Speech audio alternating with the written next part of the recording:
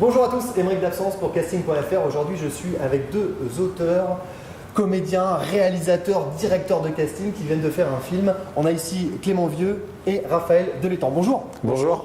Alors, c'est un projet un petit peu extraordinaire, c'est un truc qu'on n'a jamais vu, c'est un ovni. Ce film, si j'ai bien compris, les gars, vous m'arrêtez si je me trompe. On te dira. Vous avez fait les castings et vous avez fait avec les castings le film, mais sans tourner un film. C'est ça. C'est ça. T'as très bien résumé la situation, c'est parfait. Ah ouais, c'est ça, Je suis c'est ça, c'est content ça. d'avoir compris, extraordinaire. Voilà. Donc du coup, ça vous est venu comment cette idée extraordinaire? Alors, en gros, on a rencontré Galad, qui est le réalisateur du film. Nous, avec Clément, on est auteur, avec Galad aussi également, un directeur de casting sur ce projet. On l'a rencontré sur le casting d'une émission de télé. Voilà, et on avait le désir de travailler tous les trois ensemble.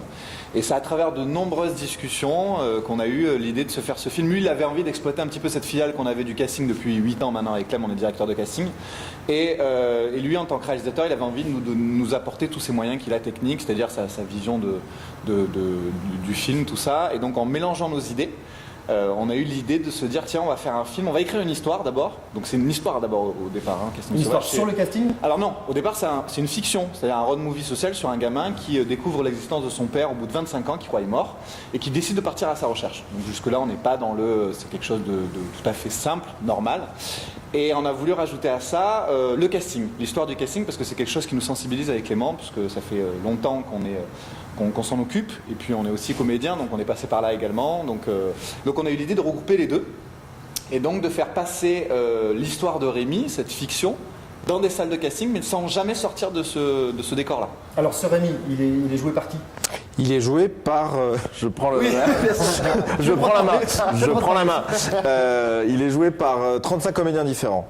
36 maintenant, puisqu'on a organisé un C'est pas concours. un peu perturbant quand on regarde le film de voir 35 comédiens jouer la même personne? Ben non, parce qu'on a utilisé un dispositif, c'est-à-dire que tous les Rémi portent un t-shirt bleu et une écharpe rouge. Ce qui fait qu'en suivant l'écharpe rouge, on suit les changements de Rémi, on suit aussi tout le cours du film. D'accord. Ce qui fait qu'au début, il faut rentrer un petit peu dans le coup, et puis au bout de 2-3 changements, ben voilà, on se laisse prendre par l'histoire. Et en fait, donc il n'y a pas de décor, c'est ça? Non. Ok, c'est un peu Lars von Trier. voilà. Ouais, oui, bah, ça pourrait être là, ça pourrait être là. c'est une salle vide, une salle de casting. C'est voilà. toujours le même décor qui n'est pas un décor.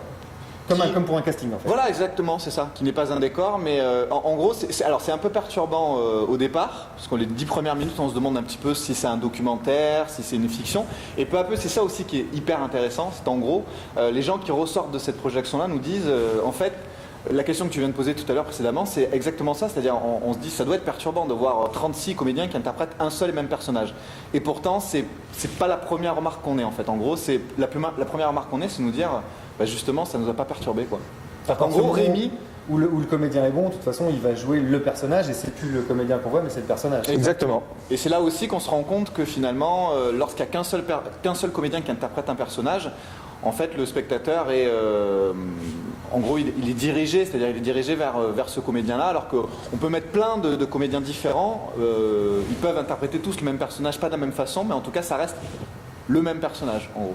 Je sais pas si j'ai été très... Non, c'est ça. Si, Il y a des nuances et des couleurs différentes. Non, c'est ça, vraiment le coup, D'accord, les nuances, les couleurs, c'est très important pour nous. Physiquement, déjà, ils se ressemblent pas du tout, les 36 comédiens n'ont rien à voir. C'est ça qui est intéressant, malgré tout, ça reste Rémi.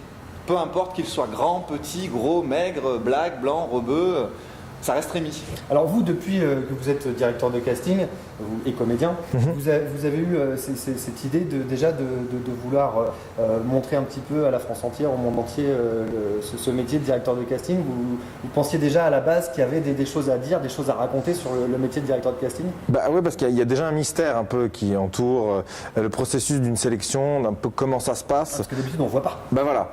Et ce qu'on montre, c'est souvent aussi le pire du pire. Dans les émissions de télé où vrai. parfois on a tendance à mettre en avant ce qui est risible, ou nous on voulait un petit peu prendre le contre-pied de ça, c'est-à-dire qu'on voulait montrer l'envers du décor, mais aussi montrer l'aspect artistique d'un casting à travers une histoire, à travers toutes ces interprétations, et donc c'est aussi pour ça qu'on s'est lancé là-dedans. On voulait raconter un peu notre vision des choses et y mettre notre sensibilité d'auteur et de comédien, c'était un peu mettre tout ça, et je crois que c'est ce qui ressort aussi dans Casting Sauvage.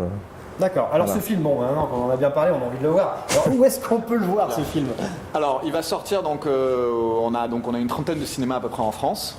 où le film va sortir, ce sera le 11 février. Voilà. En attendant, on va faire pas mal d'avant-premières, notamment le 3 février, sur laquelle on peut s'inscrire, sur le site d'MK2. Voilà, on fera une avant-première, donc c'est le 3 février, le mardi 3 février, à 20h, au MK2 Bibliothèque François Mitterrand. Et on en profitera d'ailleurs pour présenter les gagnants du concours. Parce qu'il y a eu un concours. Exactement. Il y a eu un concours qui a été organisé il y a quelques mois pour permettre à d'autres comédiens qui ne faisaient pas partie de l'aventure de Casting Sauvage de passer un casting directement depuis chez eux avec un téléphone ou avec une webcam, de télécharger une scène qu'on avait rajoutée et ensuite de nous l'envoyer. Il y a eu 600 candidatures, on en a choisi 6 parce qu'il y avait un concours sur un autre site aussi et on a tourné cette scène avec eux, on l'a rajoutée au film. Donc on va profiter de l'occasion de présenter pour la première fois le film au public, de présenter aussi les gagnants du concours parce que c'est un concours qui a suscité beaucoup d'intérêt chez les comédiens et dont on a entendu parler. Donc voilà, c'est aussi ça qui a permis de faire un peu plus connaître le film. Donc le film était déjà tourné, vous l'avez déjà projeté en avant-première, exactement. Si j'ai compris à Saint-Ouen. C'est ça. Et là maintenant vous allez rajouter une séquence dans le film. C'est ça. Exactement. Ça c'est possible ça. Tout est possible. Casting Sauvage. Là, j'ai un ovni. Et en fait, on est sorti justement des sentiers normaux de la création d'un film. Tout est différent. Voilà. La durée du film c'est quoi? 1h15. Ah, c'est un peu différent, c'est un peu moins que d'habitude. C'est-à-dire qu'après, c'est toujours pareil, avec un décor unique, on avait peur aussi de ça. On avait peur de se dire, tiens, un décor unique, est-ce que ça va pas être lassant pour le spectateur de voir un seul et même décor et uniquement du jeu de comédien? Voilà, ça peut être intéressant pour les comédiens, pour le coup, parce que c'est très formateur.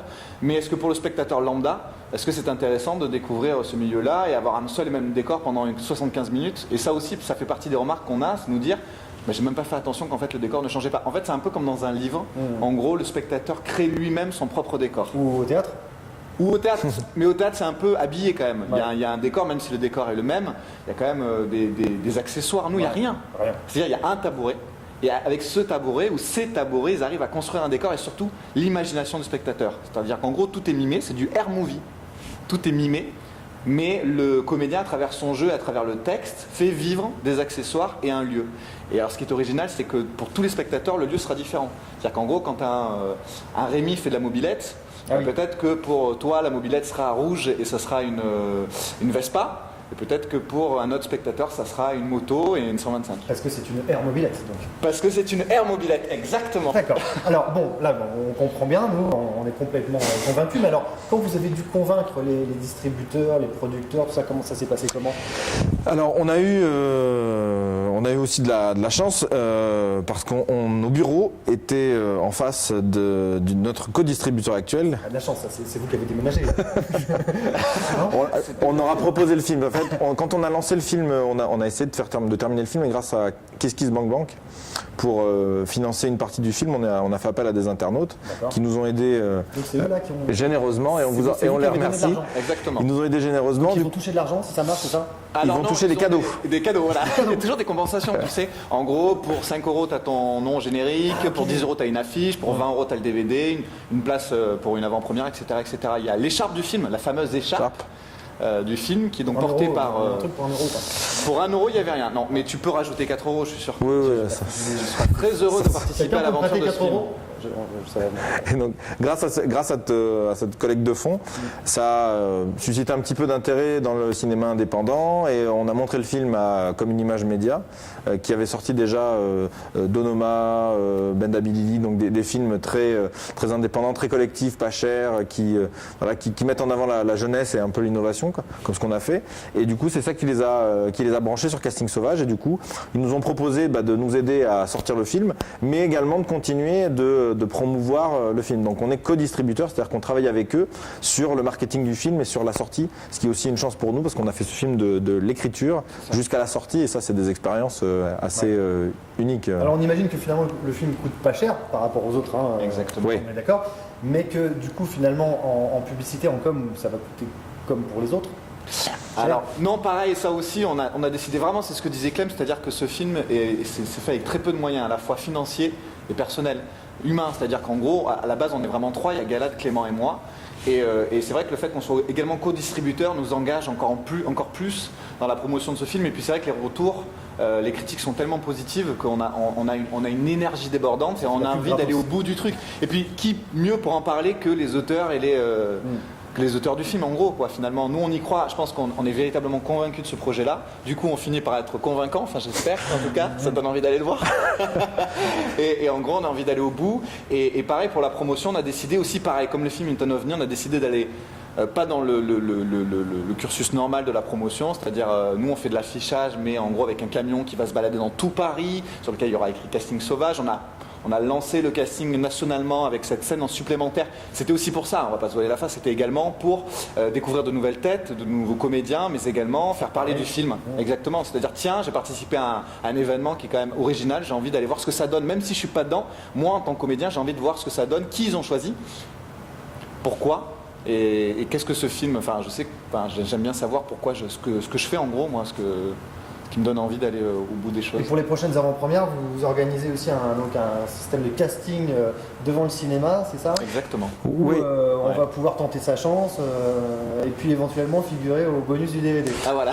Voilà, c'est-à-dire que le camion vous proposera de faire un vrai casting. Alors pour le coup, ça sera vraiment un casting sauvage, c'est-à-dire qu'on va proposer aux gens dans la rue. On va également donner rendez-vous, il y a des directeurs de casting qui vont nous rejoindre aussi sur l'opération, qui seront à des heures précises, à des heures de stationnement, un peu comme les camions les food trucks qui sont un peu partout dans Paris, qui précisent sur leur page Facebook ou Twitter où ils sont. On va faire la même chose en organisant un casting pour les bonus du DVD ou pour simplement avoir une discussion, rencontrer des comédiens ou des novices et être toujours un peu dans l'explication de ce que c'est et de percer un peu le mystère du casting avec le camion. Et du coup, on sera devant le MK2 le 2 et le 3 février pour préparer cette avant-première et le camion sera là aussi. Impeccable. On viendra vous voir, vous avez noté une trentaine de cinémas en France, le film Casting Sauvage, l'OVNI, à voir absolument. Alors, est-ce que vous avez des petits conseils, puisque tous les deux vous êtes directeurs de casting, là, tant qu'on vous tient, on ne va pas vous lâcher, alors des petits conseils là, pour les internautes qui nous regardent, qui sont inscrits à casting.fr et qui veulent tout simplement réussir des castings, décrocher des castings et puis jouer dans des films? Alors, en gros, un casting, c'est il faut savoir que il faut pas déjà quand c'est un échec, on va commencer là-dessus, même si c'est pas très positif. Quand c'est un échec, il faut pas le prendre, il faut pas forcément le prendre tout de suite pour soi et surtout par rapport à sa performance dans le sens où déjà il faut correspondre à quelque chose qu'on recherche. Ça c'est très important. Il y a de brillants comédiens qui ratent des castings parce qu'ils sont pas en fait en gros, c'est pas ce qu'on recherche à ce moment-là. En gros, nous on est là pour évaluer une prestation, on n'est pas là pour juger le jeu d'un comédien. Et en fait, si on n'a pas, nous on a des critères bien définis et parfois malheureusement on correspond pas à ce qu'on recherche. Il faut être, le mieux étant d'être détendu, ça je pense que c'est déjà quand même important, mais c'est facile de le dire et c'est beaucoup plus difficile de l'être. Mais pas être trop confiant non plus, parce que ça peut paraître un peu présomptueux. Voilà, donc Clem qui a fait beaucoup de casting en tant que comédien. Et oui, j'en continue d'en passer, d'en faire passer n'enlève pas le trac. C'est ça, exactement. D'en passer, ça c'est quelque chose, c'est normal aussi. L'idée, et ça m'a aidé en tant que comédien, notamment grâce au film aussi, c'est de me dire déjà que le directeur de casting n'était pas mon ennemi. Et qu'il était lui aussi, on avait une convergence, c'est-à-dire que lui, il avait besoin d'un profil et que moi j'étais là pour l'aider, il était là pour m'aider. Qu'il n'était pas là pour me... Vous allez dans la même direction. Exactement. C'est ça, le but d'un directeur de casting, c'est de trouver le comédien. Voilà. Donc en gros, il ne faut pas croire le présenter au mieux au réalisateur. Exactement. C'est qu'il a bien fait son travail. Le directeur de casting est en casting également. Hein. C'est-à-dire que son travail est jugé à travers ce qu'il va ramener au réalisateur. Donc, tous les comédiens qu'il va ramener. Les directeurs de casting sont vos amis. Oui. C'est une chose à noter. C'est vrai. Ensuite, lorsqu'on a raté, on n'a pas forcément raté, c'est pas forcément. C'est qu'on ne correspond pas à ce qu'on recherche en gros, finalement. Okay. Voilà, c'est vraiment. Et puis je pense que c'est à force de faire des castings aussi. Ouais. On prend un petit peu de la bouteille, comme on dit, c'est important. Je pense que c'est important de faire beaucoup de castings. Il faut en faire. Il ne faut pas hésiter à en faire. Faut pas le prendre. Faut pas prendre chaque fois l'échec comme personnel, c'est-à-dire que se dire tout simplement, voilà, je correspondais pas à ce qu'ils recherchent. Mais ça m'empêche pas de continuer à en passer, de continuer à me familiariser avec ce milieu-là qui est quand même, malgré tout, difficile parce que c'est vrai que se présenter à quelqu'un qu'on ne connaît pas, être très bon très rapidement. Ça va très vite là, un casting. C'est-à-dire qu'en gros, un directeur de casting voit à peu près je sais pas, ça dépend pour quel type de programme, mais ça peut voir 30 comédiens par journée. Donc ça va très vite, on n'a pas le temps d'avoir de l'affect. Ouais. Voilà, mais c'est pas pour autant, voilà, comme tu le disais, on n'est pas vos ennemis, clairement. On est là pour vous mettre dans les meilleures conditions possibles. Et le but étant de sortir de ce qu'il y a de mieux chez un comédien. Voilà, pour que le réalisateur soit satisfait du travail qui a été fait par le directeur de casting justement. Eh ben, merci pour tous ces conseils, j'espère que vous avez pris de bonnes notes derrière votre écran parce que c'est des vrais directeurs de casting. Voilà. Eh ben, merci les gars, merci d'être venus Bah, merci. pour venir voir votre film Casting Sauvage avec plaisir dans une trentaine de cinémas en France et puis au MK2. Alors là par contre faut s'inscrire. Enfin, Ouais, là, sur le site, il y a déjà directement, il y a déjà du MK2. monde. déjà presque plein j'imine. Eh, Ça va vite. Ça va vite, Donc ouais. inscrivez-vous vite. Voilà, merci. Bah, merci.